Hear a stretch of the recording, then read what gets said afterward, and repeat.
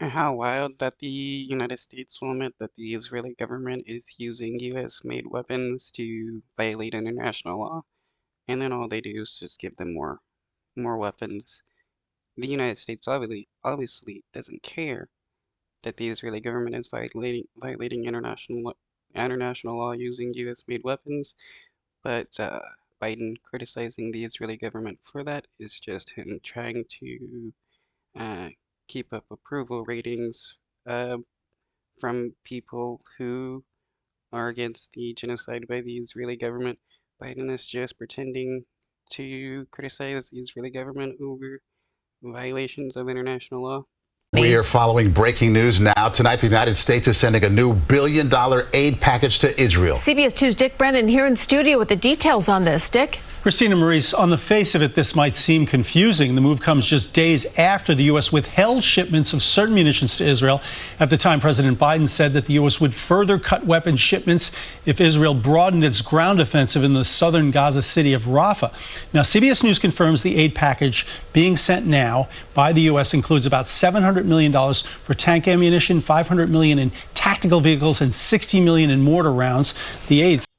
Wow, tank ammunition, tactical vehicles. Why does the Israeli government need tank ammunition and tactical vehicles? I mean, why can't the Israeli government make this themselves if all these items is so necessary for the Israeli government? That's according to U.S. aides. The move comes as Israeli warplanes targeted buildings in Gaza refugee camps today. A CBS News team was there as first responders dug survivors. Wow, the Israeli government is using warplanes to attack refugees living in tents. How is that like the Israeli government fighting Hamas? Hamas aren't living in these tents, it's innocent Palestinians. From the rubble. Several were killed, including women and children. In another strike nearby, the Israeli military. Yeah, the Israeli government, they love to kill women and children and then claim that they're the good guys, even though they're killing kids and innocent people. Says it struck a Hamas war room at a UN school, killing over 10 fighters. Now, CBS News could. Right. This is like the United States drone bombing a tent in Afghanistan and then claiming they killed a bunch of militants.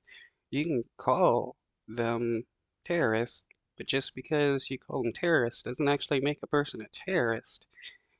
UN shelter? Yeah, the Israeli government loves to go and bomb UN shelters and then claim that the kids are terrorists. To not independently verify that claim.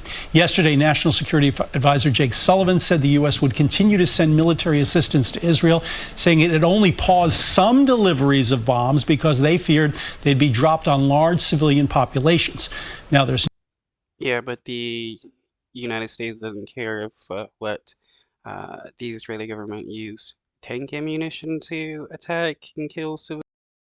Like, yeah, the Biden not giving bunker busting bombs to the Israeli government was just his way of trying to pretend he is criticizing the Israeli government for murdering civilians. There's no immediate indication when these arms would be sent. Israel is now 7 months into its war against Hamas.